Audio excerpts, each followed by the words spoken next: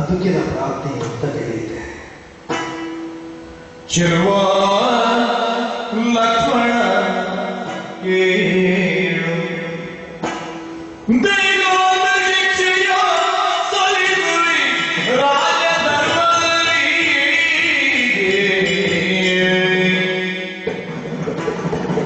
ದೇಹಾಂತ ಶಿಕ್ಷೆಯ ಸಲಿಸುವೆ ರಾಜಧರ್ಮದಲ್ಲಿ ಚೆಲುವ ಲಕ್ಷ್ಮಣ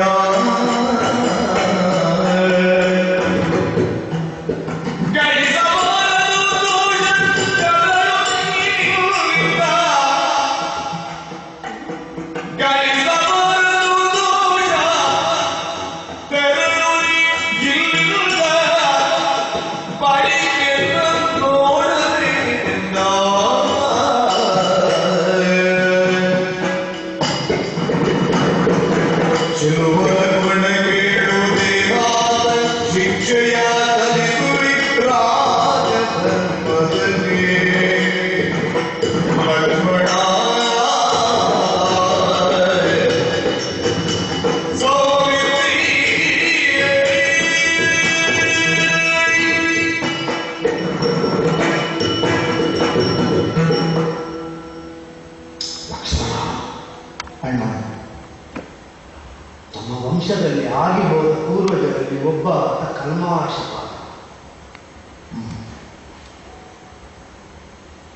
ರಾಜ ಸೌದಾಸ ಅಂತ ಪೂರ್ವದಲ್ಲಿದ್ದ ಹೆಸರು.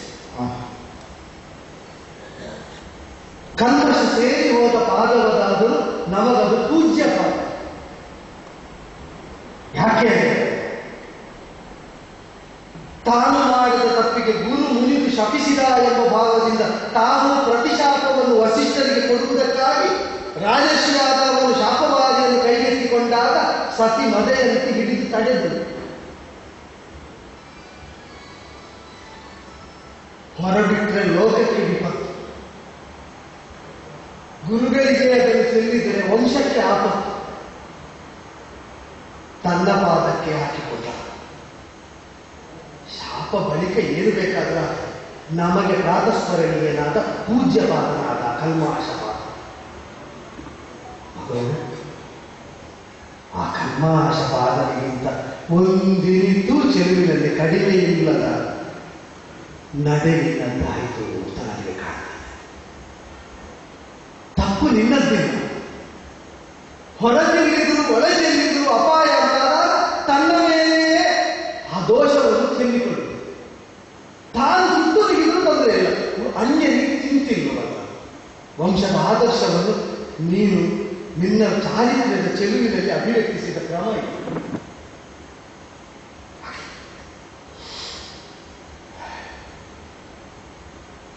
ದಶರಥ ಭೂಪತಿಯನ್ನು ಬಿಟ್ಟು ಮೆರೆದಿದ್ದೇನೆ, ಭರತ ಕುಮಾರನಿಗೂ ಮಣಿಯದೇ ಮುನ್ನಡೆದಿದ್ದೇನೆ, ಸೀತಾದೇವಿಯನ್ನು ನಾ ಬಿಟ್ಟು ಕಳೆದಿದ್ದೇನೆ.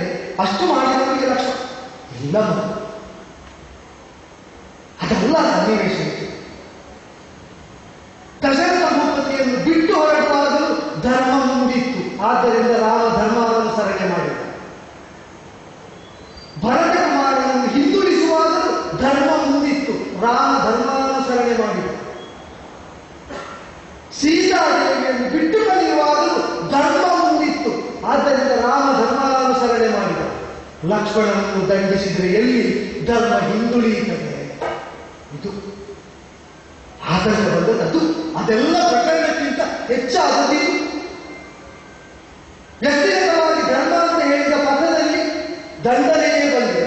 ಪಥದರ್ಶನ ಮಾಡಿಸಿದ್ದು ತಪ್ಪು ಅಂತ ಆಗ್ತದೆ. ನನ್ನನ್ನು ಅನುಸರಿಸಿದ್ದರು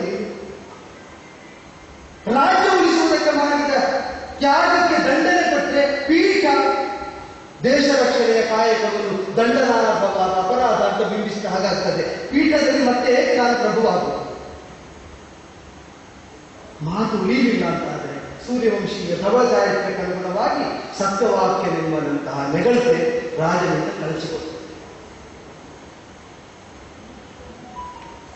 ಈ ಚೆಲುವನ್ನು ತೋರಿದ್ದೀರಿ. ದಾರಿ ಏನು ಅಂತ ಕೇಳಿದಾಗ ನೀ ಕೊಡಬೇಡ, ನಾ ಸ್ವೀಕರಿಸಿದೆ. ಲಕ್ಷ್ಮಣನಿಗೆ ದಂಡನೆ ಆಗಬೇಕೆಂಬುದು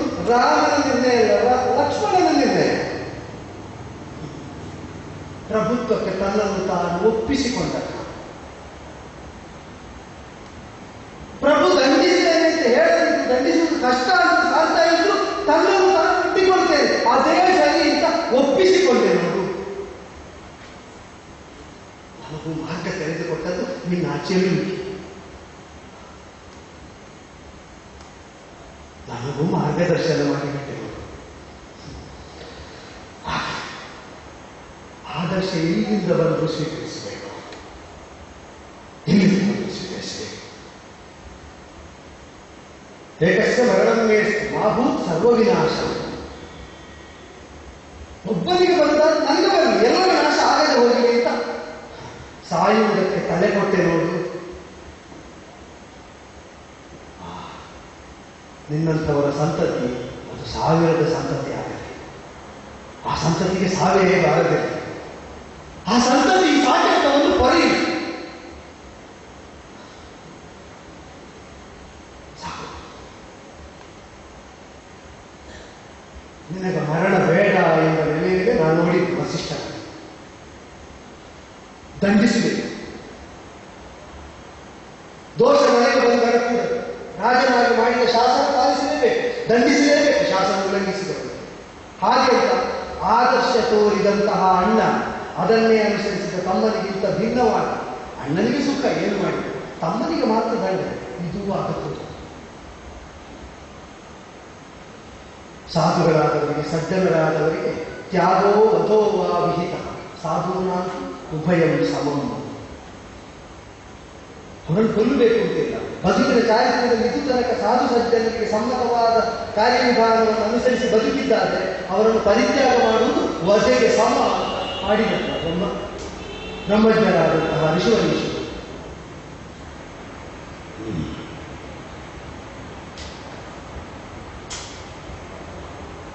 ನಿನಗೆ ವಧೆ ಶಿಕ್ಷೆ ಅಂತ ಹೇಳಬಹುದು, ಅದು ನಿನಗೆ ಮಾತ್ರ ಶಿಕ್ಷೆ ಆಗ್ತದೆ. ನಿನ್ನನ್ನು ಪರಿತ್ಯಾಗ ಮಾಡಿದ್ದೇನೆ, ಅದು ರಾಮನಿಗೂ ಶಿಕ್ಷೆ. ತ್ಯಾಗೋ ವಧೋ ವಾ ವಿಹಿತ ಸಾಧೂನಾಂತು ಉಭಯಂ ಸಮ. ರಾಮ ಲಕ್ಷ್ಮಣನನ್ನು ಬಿಟ್ಟರೆ ರಾಮನ ಕಡೆಯಿಂದ ಲಕ್ಷ್ಮಣ ದಂಡನೆ ಅನುಭವಿಸಿದ. ಲಕ್ಷ್ಮಣನನ್ನು ಅಗಲಿದಂತಹ ರಾಮನಿಗೆ ದಂಡನೆ ತಾನಾಗಿ ಸಿಕ್ಕಿದಂತೆ. ಹೊರಡು. ಪ್ರಭುಪೀಠದಲ್ಲಿ ಕುಳಿತು ಶಿಕ್ಷಾವಾಕ್ಯವನ್ನು ಆಡ್ತಾ ಇದ್ದೇನೆ. ಹೊರಟದ ನಾಳೆಯಿಂದ ರಾಮನ ಕ್ಷೇಮ ಸಮಾಚಾರ ವಿಚಾರಿಸುವುದಕ್ಕೆ ಲಕ್ಷ್ಮಣ ಇಲ್ಲಿರಕೂಡದು. ಲಕ್ಷ್ಮಣನ ಕ್ಷೇಮ ವಿಚಾರಣೆಗೆ ರಾಮ ಬರಕೂಡದು. ಹೋಗ ರಾಜ ರಾಜ ಮಗೋ ತಡೆ ತಡೆ ತಡೆ ಬಂದೆ. ಇಳಿದು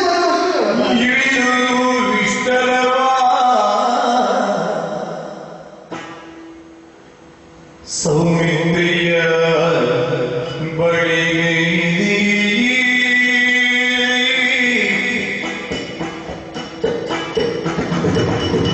ಇಳಿದು ವಿಷ್ಣು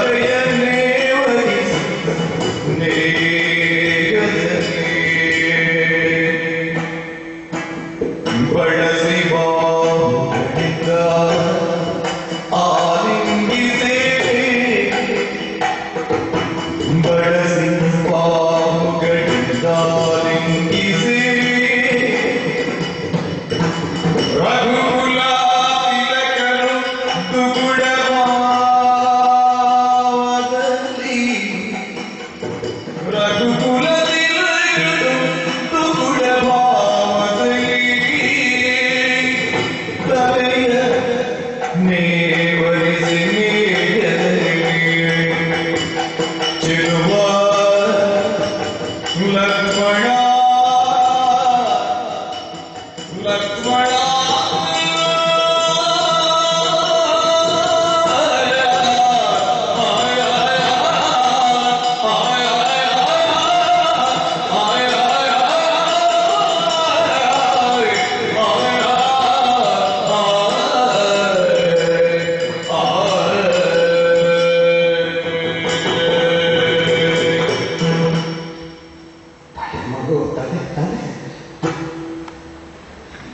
ತುಂಬ ಅಲ್ಲದಿದ್ದು ಅಲ್ಪ ಅಂತರ ಉಂಟು. ಪೀಠದಲ್ಲಿ ಕುಳಿತವರಿಗೂ ಬಾಲಿತನಾಗಿ ಕೆಳಗೆ ನಿಂತವರಿಗೂ ಅಷ್ಟನ್ನೊಮ್ಮೆ ಕ್ರಮಿಸಿ ಬಂದು ಬಿಡುತ್ತೇನೆ. ಹೋದ ಮೇಲೆ ಮುಖ ಕಾಣಿಸಬೇಡ ಅಂತ. ನಿಮ್ಮ ಮುಖ ನೋಡುವುದಕ್ಕೆ ಅಯೋಗ್ಯವಾದದ್ದು ಅಂತ ಹಾಕಿ ತನ್ನು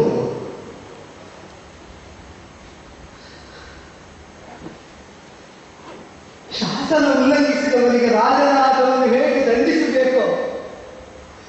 ವ್ಯಕ್ತಿಯಾಗಿ ನಾನು ತೋರಿದ ಆದರ್ಶದಲ್ಲಿ ನಡೆದವನ್ನ ತಲೆ ನೇವರಿಸುವುದು ವ್ಯಕ್ತಿಯಾಗಿ ನನಗೆ ಕರ್ಮ ಧರ್ಮ.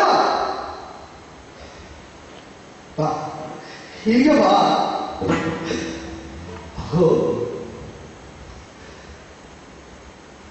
ತಪ್ಪು ಮಾಡಲಿಲ್ಲ, ನೀ ಯಾಕೆ ಬರೆಯುತ್ತೀವಿ? ಸತ್ಯ ಸಾಧನೆಗಾಗಿ ಪೀಠ ಬಿಟ್ಟು ರಾಜ್ಯ ಬಿಟ್ಟು ತೆರಳಿದ ಹರಿಶ್ಚಂದ್ರ ತಪ್ಪು ಮಾಡದಿದ್ರೆ, ಸತ್ಯ ಸಾಧನೆಗಾಗಿ ರಘುವೋ ಶಿವಿಯೋ ತಪ್ಪು ಮಾಡಿದಲ್ಲ ಅಂತಾಗಿದ್ರೆ, ತಮ್ಮನ್ನೇ ತಾವು ಕಿತ್ತುಕೊಂಡದ್ದು ಸರಿ ಇಷ್ಟಾಗಿದ್ರೆ ಅದು ನಿನ್ನದು ಹೇಗೆ ತಪ್ಪು? ಹಾಗಾದ್ರೆ ನಿಜ ಹೇಗೆ ಬಿಡ್ತಿದ್ದೆ ಅಂತ ಬೇಸರ ಮಾಡಬೇಡ. ಇದು ಪ್ರತಿ ಬಾರಿಯೂ ದುಃಖ ಅನುಭವಿಸುವವರು ತಪ್ಪೇ ಮಾಡಿರಬೇಕು ಅಂತಿಲ್ಲ ಈ ಲೋಕದಲ್ಲಿ. ಯಾರು ಹೇಳಿದ್ರು ನಿಮಗೆ? ನಾನಂಥದ್ದನ್ನು ನೋಡಿದ್ದಿಲ್ಲ. ನೀನು ನಾ ತಪ್ಪು ಮಾಡಿದ್ರಿಂದ ಅಂತಲ್ಲ, ನಾ ಅಲೆದಾಡಿದ್ದನ್ನು ನೋಡಿದ್ದೇನೆ. ನೀನು ರಾಮನಿಗೆ ಅಲೆದಾಡಿದಂಥದ್ದು ರಾಮನ ಕೃತ್ಯದ ದೋಷದಿಂದ ಅಂತ ತಿಳಿದೆಯೋ? ಮತ್ತೆ ನಿನ್ನಗೆ ದುಸ್ಥಿತಿ ಬಂದದ್ದು ನಿನ್ನ ತಪ್ಪಿನಿಂದ ಅಂತ ತಿಳಿಬೇಡವರು.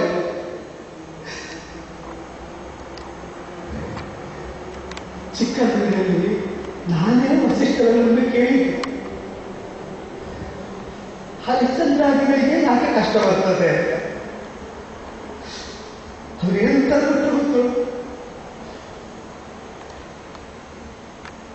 ಉಳಿದವರಾದ ಸುಳ್ಳು ಹೇಳಿ ಬದುಕಿ ಬಿಡ್ತಿದ್ರು. ಸತ್ಯಕ್ಕಾಗಿ ಸರ್ವತ್ಯಾಗಕ್ಕೂ ಸಿದ್ಧವಾಗಬಲ್ಲವರು ಹರಿಶ್ಚಂದ್ರನೇ ಆಗೋದ್ರಿಂದ ಅವನಿಗೆ ಕಷ್ಟ ಬಂತು. ಅರ್ಥ ಮಾಡಿತು. ಸಂಕಷ್ಟವನ್ನಾದರೂ ತಾಳಿ ಬಾರಬಲ್ಲಂತಹ ಉತ್ತರಿಸುವಂತಹ ಜೀವನವನ್ನು ನಿನ್ನಂತವನಿಗೆ ಇದ್ದದ್ರಿಂದ ಕಷ್ಟ ಬಂತು ಅಂತ ತಿಳಿ. ನಷ್ಟ ಆಗುವುದಿಲ್ಲ ನಿಮ್ಮ ಆದರ್ಶ. ನೋಡಿದ ಜನ ಅದನ್ನು ಅಮರವಾಗಿರುತ್ತದೆ. ನಂಬು.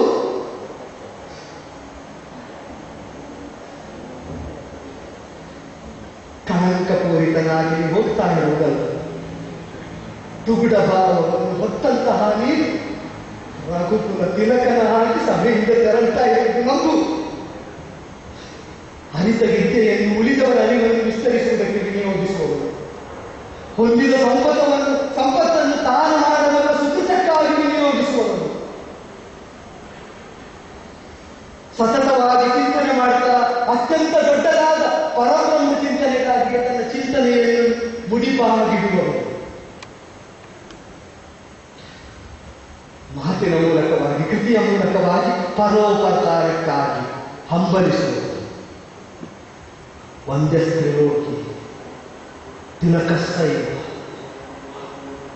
ಮೂರು ಲೋಕದಲ್ಲೂ ಅವನು ಒಂದೇ ಮಾಡ್ತಾನೆ, ತಿಲಕ ಮಾಡ್ತಾನೆ. ತುಗುಡಭಾವ ಹುಟ್ಟುವ ತ್ರಿಲೋಕಗಳನ್ನು ಸೂರ್ಯವಂಶದ ತಿಲಕಪ್ರಾಯನಾಗಿ ಮಾನ್ಯನಾಗುವಂತಹ ತ್ಯಾಗ ಮಾಡುವಂತ ಇದ್ದೀನಿ. ನೀನು ಬಿಸಿಕೊಳ್ಳುವ ಪ್ರಾಪ್ತಿ ಇಲ್ಲ. ಏನು ಮಾಡೋಣ? ಇಷ್ಟು ಸರಿಯನ್ನು ಮಾಡಿದರು ಅವರು ದುಃಖಿಸದ ಸ್ಥಿತಿ ಈ ಲೋಕದಲ್ಲಿ ಯಾವಾಗ ಬರ್ತದೆ ಅಂದರೆ, ನಿನ್ನಂಥವರ ಸಂಖ್ಯೆಯೇ ಲೋಕದಲ್ಲಿ ತುಂಬಿ ಹೋಗಬೇಕು. ತ್ಯಾಗ ಅದಕ್ಕೆ ಪ್ರೇರಣೆ ಆಗಲಿ. ಅದರಿಂದ ಲೋಕದ ದುಃಖದಿಂದ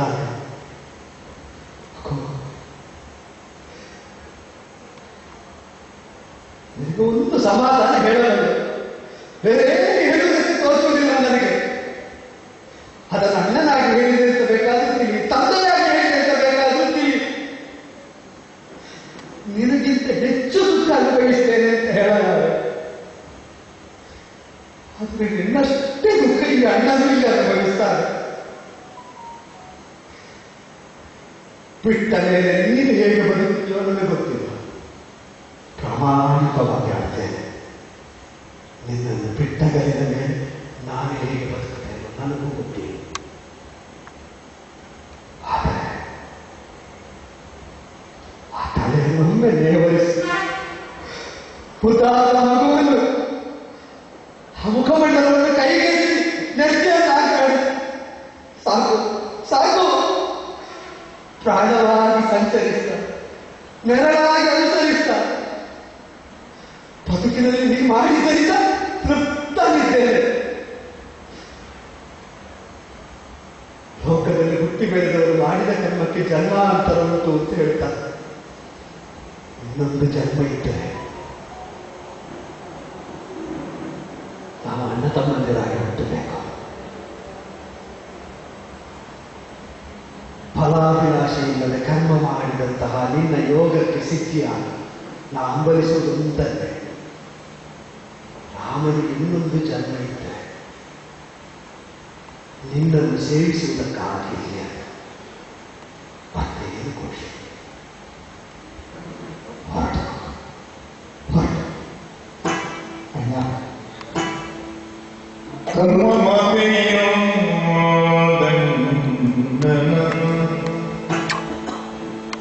ನೋಡಿ ಲಕ್ಷ್ಮಣ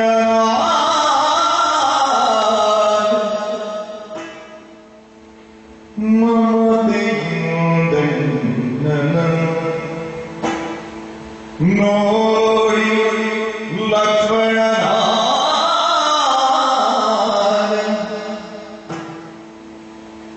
ನಮಿಸಿದರು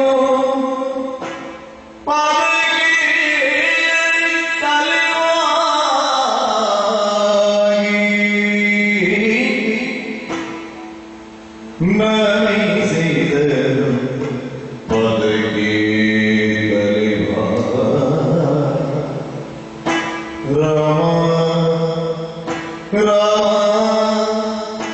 ರಾಮ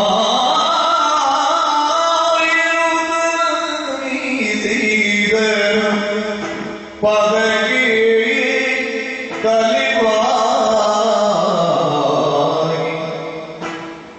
ವಿಮಲ ಸಿಂಹಾಸನಕ್ಕೆ ಮಣಿದು ಸಭಿಕರಿಗೆ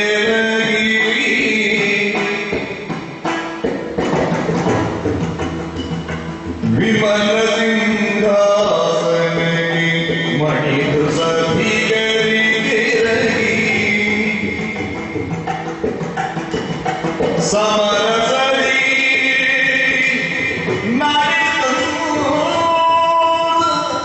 ತಿರುಗಿ ಸಮರಸರಿ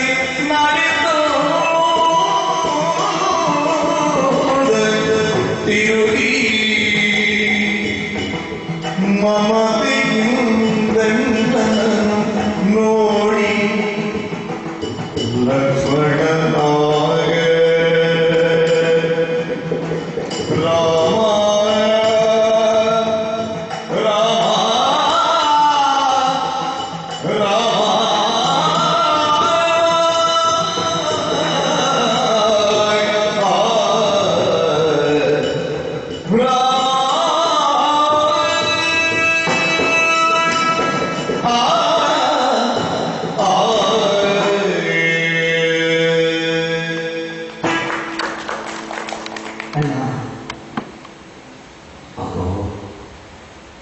ಕರುಣನ್ನು ಮುಟ್ಟಿ ಮಾತಾಡುವಂತಂದ್ರೆ ಕೊರಳಿನಿಂದ ಮಾತು ಹೇಗೆ ಬಂದಿತ್ತು ಹೇಳ್ತು. ತಾಯಿಯ ಗರ್ಭದಿಂದ ಮಗುವನ್ನು ಬೇರ್ಪಡಿಸುವಾಗ ಕರುಳನ್ನು ಕೊಯ್ಯಲೇಬೇಕು. ವಿಧಿ ಕೊಯ್ಯುತ್ತದೆ. ನೋವು ತಾಯಿಗೆ ಹೆಚ್ಚು,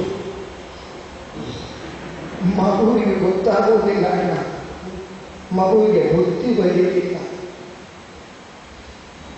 ಅಣ್ಣ. ರಾಮ ಗರ್ಭದಲ್ಲಿ ಮಗುವಾಗಿದ್ದವರು ವಿಧಿ ಕರುಳನ್ನು ಕೊಯ್ದು ಬೇರ್ಪಡಿಸಿದೆ. ಎಲ್ಲಾದರೂ ತನ್ನ ಮಗು ಬೆಳೆಯಲಿ ಬದುಕಲಿ ಎಂಬ ಭಾವ ತಾಯಿಯಂತಲ್ಲೋ ಅಲ್ಲ. ಕೂಡ ನಮ್ಮ ಬಾಯಿಂದ ಒಮ್ಮೆ ಲಕ್ಷ್ಮಣ ಅಂತ ಬಂದರೆ ಮತ್ತೆ ನಾನು ಇಲ್ಲಿಂದ ಹೆಜ್ಜೆ ಇಡುವುದಕ್ಕೆ ಆಗುವುದಿಲ್ಲ. ಸೋತೆ ಕುಸಿದು ಕುಳಿತುಕೊಳ್ಳುತ್ತದೆ. ನಿನಗೆ ನೋವಾಗಿದೆ ಅಂತ ನೀನು ಬಾಯಿದೆರೆಯಾಗಿ ಹೇಳಬೇಕು ಅಣ್ಣ. ಲೋಕದಲ್ಲಿ ಯಾರಿದ್ದಾರೆ ಹೇಳು? ಲೋಕದಲ್ಲಿ ಯಾರಿದ್ದಾರೆ? ತನ್ನ ಗಂಡ ತನ್ನನ್ನೇ ಹೆಚ್ಚು ಪ್ರೀತಿಸ್ತಾನೆ ಅಂತ ಹೇಳುವಲ್ಲಿ ಹೆಣ್ಣಿಗೆ ನಗು ಬರ್ತದೆ, ಸಂತೋಷವಾಗುತ್ತದೆ. ತನ್ನ ಗಂಡ ಬೇರೆಯವರನ್ನು ಹೆಚ್ಚು ಪ್ರೀತಿಸ್ತಾನೆ ಅದು ನನಗೆ ಗೊತ್ತು ಅಂತ ಹೇಳುವ ಹೆಣ್ಣಿನ ಮುಖದಲ್ಲಿ ನಗು ಬರುವುದಕ್ಕೆ ಸಾಧ್ಯವೋ? ಮನಸ್ಸಿಗೆ ಸಂತೋಷವಾಗುವುದಕ್ಕೆ ಸಾಧ್ಯವೋ? ಇಲ್ಲವಲ್ಲ. ಆದರೆ ನನ್ನ ತಾಯಿ ಉಂಟಲ್ಲ, ಲಕ್ಷ್ಮಣನ ಗೆಲುವಿನಿಂದ ರಾಮನಿಗಾಗುವ ಸಂತೋಷ ಎಷ್ಟು, ಲಕ್ಷ್ಮಣನ ನೋವಿನಿಂದ ರಾಮನ ಮನಸ್ಸು ಕುದಿಯುವ ಭಯ ಎಷ್ಟು ಎನ್ನುವುದನ್ನು ಅರ್ಥ ಮಾಡಿಸುವುದಕ್ಕೆ ತಾಯಿ ಸೀತೆಯ ಮಾತೇ ಸಾಕ್ಷ್ಯ. ನಿನ್ನ ದುಃಖ ಕಡಿಮೆ ಮಾಡುವುದಕ್ಕೆ ನನ್ನಲ್ಲಿ ಬೇರೆ ಮಾತಿಲ್ಲದ್ದರಿಂದ ನಿನ್ನ ಜೊತೆ ನಾನು ನೋಯಿದ್ದೇನೆ ಅಂತ ಆಡಿದೆ. ಆ ತಾಯಿ ನನಗಿಂತ ತಮ್ಮನ ಮೇಲೆ ಹೆಚ್ಚು ಪ್ರೀತಿ ನಮ್ಮವರಿಗೆ ಅಂತ ನಿಮ್ಮನ್ನು ತೋರಿಸುವಾಗ ಆ ಪುತ್ರತ್ವವನ್ನು ಅನುಭವಿಸಿದಂತಹ ಸಾರ್ಥಕತೆ ಲಕ್ಷ್ಮಣನ ಅಂತರಂಗದಲ್ಲಿ ದೃಢವಾಗಿರುತ್ತ ಇಲ್ಲ. ರಾಮನ ಪ್ರೀತಿ, ರಾಮನ ಸ್ನೇಹ, ರಾಮನ ವಿಶ್ವಾಸ ಇಷ್ಟನ್ನು ಮಾತ್ರ ಅಂತರಂಗದಲ್ಲಿ ತುಂಬಿಕೊಂಡ ಕಾಲಕ್ಕೆ ಎಂತಹ ಕಾರ್ಯವನ್ನು ಮಾಡುವುದಕ್ಕಾದರೂ ಶಕ್ತಿ ಎನ್ನುವುದು ಉಮ್ಮಳಿಸಿ ಬಂದಿತ್ತು. ಒಂದೇ ಒಂದು ನೋವಣ್ಣ, ಒಂದೇ ನೋವು. ಏನು? ತುಂಬು ಗರ್ಭಿಣಿಯಾದ ಮಾತೆ ಸೀತೆಯನ್ನು ನದಿಯ ತಟದಲ್ಲಿ ಬಿಟ್ಟು ಹೊರಟ ಕಾಲಕ್ಕೆ ತಾನು ತುಂಬು ಗರ್ಭಿಣಿ, ನಾನೇನು ಮಾಡೋ ಅಂತ ಕೇಳುವ ಬದಲು ಆ ತಾಯಿ ಆಡ್ತಾಳೆ, ಬೇಗ ಹೊರಟೋದು ಲಕ್ಷ್ಮಣ. ನನ್ನನ್ನು ಬಿಟ್ಟ ರಾಮ ನೋವಿನಿಂದ ಕಣ್ಣೀರಿಳಿಸ್ತಾ ಇರ್ತಾನೆ, ಅವನ ಕಣ್ಣೀರನ್ನು ಒಲಿಸುವುದಕ್ಕೆ ನನ್ನ ಸ್ಥಾನದಲ್ಲಿ ಇನ್ನು ನೀನು ಅಂತ ಹೇಳಿದ ಆ ತಾಯಿಯ ಮಾತನ್ನು ಕೊನೆಯವರೆಗೆ ಉಳಿಸಿಕೊಳ್ಳುವುದಾಗದ ದೌರ್ಭಾಗ್ಯವಂತನಾಗಿ ಹೋದೆ ಎಂಬ ಒಂದು ನೋವನ್ನು ಬಿಟ್ಟರೆ ಮತ್ತಿನ್ಯಾವ ನೋವು ನನ್ನ ಅಂತರಂಗದಲ್ಲಿಲ್ಲ. ಹಾಗೆ ಹೇಳಿದವಳು ಭೂಗರ್ಭದಲ್ಲಿ ಸತ್ವವಾಗಿ ಸೇರಿದವಳು, ಆದ್ದರಿಂದ ನಿನ್ನ ಗುಣದ ಸತ್ವವು ಅದೇ ಭೂಮಿಗೆ ಸೇರಿದವಳು. ಅಣ್ಣ, ಕಣ್ಣೀರಿಳಿಸಬಹುದು. ನೀನು ಕಣ್ಣೀರಿಳಿಸಿದರೆ ನನಗೆ ಕಣ್ಣು ಕಾಣದು, ನಿನ್ನ ಕಣ್ಣಲ್ಲಿ ನೀರು ತುಂಬಿದ್ರೆ ನನಗೆ ಕಣ್ಣು ಕಾಣದು. ಅಣ್ಣ, ಇದು ನಿನ್ನ ಪರಮ ಪವಿತ್ರವಾದ ಪಾದವನ್ನು ಸ್ಪರ್ಶಿಸ್ತಾ ಇದ್ದೇನೆ. ಸಾಕು, ಈ ಜನ್ಮದ ಸೌಭಾಗ್ಯ ಇರುತ್ತದೆ. ಮುಂದಿನ ಜನ್ಮವನ್ನಿದ್ದರೆ ನನ್ನನ್ನು ಸೇವಿಸುವ ತಮ್ಮನಾಗಿ ನೀನು ಹೇಗೂ ಆದೀತು, ಸೇವೆ ಅವಕಾಶ ಇರಲಿ ಅಂತ ಹಂಬಲಿಸ್ತೇವೆ. ಅಣ್ಣ, ಮುಂದಿನ ಜನ್ಮದಲ್ಲಿ ನೀನು ತಮ್ಮನಾಗಿ ಹುಟ್ಟಿದರು, ಮಗನಾಗಿ ಹುಟ್ಟಿದರು, ತಮ್ಮ ಹೇಳಿದಂತೆ ಕೇಳುವ ಅಣ್ಣನಾದೇನೇ ಹೊರತು, ಮಗ ಹೇಳಿದಂತೆ ಕೇಳುವ ತಂದೆಯಾದೇನೇ ಹೊರತು, ಅಲ್ಲಿಯೂ ರಾಮನನ್ನು ಬಿಟ್ಟ ಬದುಕು ಲಕ್ಷ್ಮಣನಿಗೆ ಪ್ರತ್ಯೇಕವಾಗಿಯೇ ಇಲ್ಲ. ಇಲ್ಲವೇ ಅಣ್ಣ, ಇದು ತಲೆಬಾಗುತ್ತೆ. ಹೇಗೆ ತಂದೆಯ ಕೈಯಲ್ಲಿರುವ ಹಾಲನ್ನದ ಅಗುಳುಗಳನ್ನು ಒಂದು ಕ್ಷಣಕ್ಕೆ ಊಟ ಮಾಡಿದರೂ ಮನಸ್ಸು ಬದಲಾದೀತೋ ಎಂಬ ಭಾವದಿಂದ ಹೊರಟು ನಿಂತ ಅಣ್ಣನಿಗೆ ತಮ್ಮನಾಗಿ ಮುಖ ನೋಡಬೇಕೆಂದ ಅಣ್ಣನ ಮುಖವನ್ನು ಒಮ್ಮೆ ನೋಡಿದರೂ ಮತ್ತೆ ನಾ ಮುಖ ತಿರುಗಿಸಲಾರೆ. ನಮಗೆ ತಿಳಿಸಲ್ಲ. ಇಲ್ಲಿನ ವಿಷ್ಟರವನ್ನು ನೀನೇರಬೇಕು. ವಿಷ್ಟರದಲ್ಲಿ ಧರ್ಮಪ್ರಭುವಾಗಿ ದಂಡವನ್ನು ಹಿಡಿದು ನ್ಯಾಯ ನೀತಿಯನ್ನು ಪರಿಪಾಲಿಸುವ ಪರಮ ಪ್ರಭುವಾಗಿ ವಿಜೃಂಭಿಸುವ ರಾಮಪಾದವನ್ನು ನಾನು ಸ್ಪರ್ಶಿಸಬೇಕು. ಅಣ್ಣ, ರಾಮನ ಮಾತುಗಳನ್ನು ಕೇಳಿ ತುಂಬಿಕೊಂಡ ಈ ಕಿವಿಗಳಿಗೆ ಇನ್ಯಾವ ಮಾತುಗಳನ್ನು ಶಬ್ದವನ್ನು ಈ ಪ್ರಪಂಚದಿಂದ ಕೇಳಬೇಕು, ಗ್ರಹಿಸಬೇಕು ಎನ್ನುವ ಆಸೆ ಉಳಿದಿಲ್ಲ. ಹಾಲನ್ನವನ್ನು ಬಿಟ್ಟು ನಡೆದಿದ್ದೆ ಅಂತ. ರಾಮನ ಬದುಕಿನ ಹಾಲು ಅನ್ನವು ಒಟ್ಟಾಗಿ ಹೊರಟು ನಿಂತಿದೆ. ಅಣ್ಣ, ಹೌದು ಹೌದು, ನನ್ನ ಭಾವವೂ ಅದೇ. ಅನ್ನವಿಲ್ಲದೆ ಬದುಕುವುದು ಸುಲಭ, ಅನ್ನವಿಲ್ಲದೆ ಬದುಕುವುದು ಲಕ್ಷ್ಮಣನಿಗೆ ಅಸಾಧ್ಯ. ಅಣ್ಣ, ಒಮ್ಮೆ ಧರ್ಮ ಪಥದಲ್ಲಿ ದೃಢವಾಗಿ ಹೆಜ್ಜೆಗೂಡುವ ಸತ್ವ ಶಕ್ತಿ, ಆ ಸತ್ಯ ಮೈ ತಳೆಯುವುದಕ್ಕೆ ಬೇಕಾಗಿ ಅಣ್ಣ ಒಮ್ಮೆ ತಮ್ಮ ಲಕ್ಷ್ಮಣ ಅಂತ ಇನ್ನು ಕೇಳಲಾಗದ ಧ್ವನಿಯನ್ನು ತುಂಬಿಸಿಕೊಳ್ಳುವುದಕ್ಕೆ, ಇನ್ನು ಸ್ಪರ್ಶಿಸಲಾಗದ ದಿವ್ಯ ಮಂಗಳ ಶರೀರವನ್ನು ಬಿಗಿಯಾಗಿ ಆರಂಭಿಸಿಕೊಳ್ಳುವುದಕ್ಕೆ ಒಂದು ಅವಕಾಶವೇ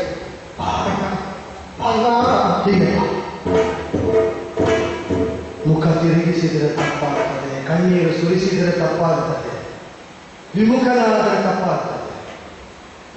ಸಮ್ಮುಖನಾಗಿ ನಿಂತಿರ್ತೇನೆ, ಕಣ್ಣುಚ್ಚಿ ತೆರೆಯುವಾಗ ಹೊರಹೋಗಿ ಸಾಕು ಸಾಕು. ಸಿಂಹಾಸನಕ್ಕೆ ನಡೆದಿದ್ದೇವೆ. ಪರಮ ಪವಿತ್ರವಾದ ಅಯೋಧ್ಯೆಯ ಮಣ್ಣಿಗೆ ಮತ್ತೆ ಮತ್ತೆ ನಮಸ್ಕರಿಸುತ್ತೇವೆ. ಸೇರಿರುವ ಪ್ರಜಾ ಪರಿವಾರಕ್ಕೆಲ್ಲ ತಲೆಬಾಗಿ ನಮಸ್ಕರಿಸುತ್ತಿದ್ದಾನೆ ಲಕ್ಷ್ಮಣ. ಈ ಲಕ್ಷ್ಮಣನನ್ನು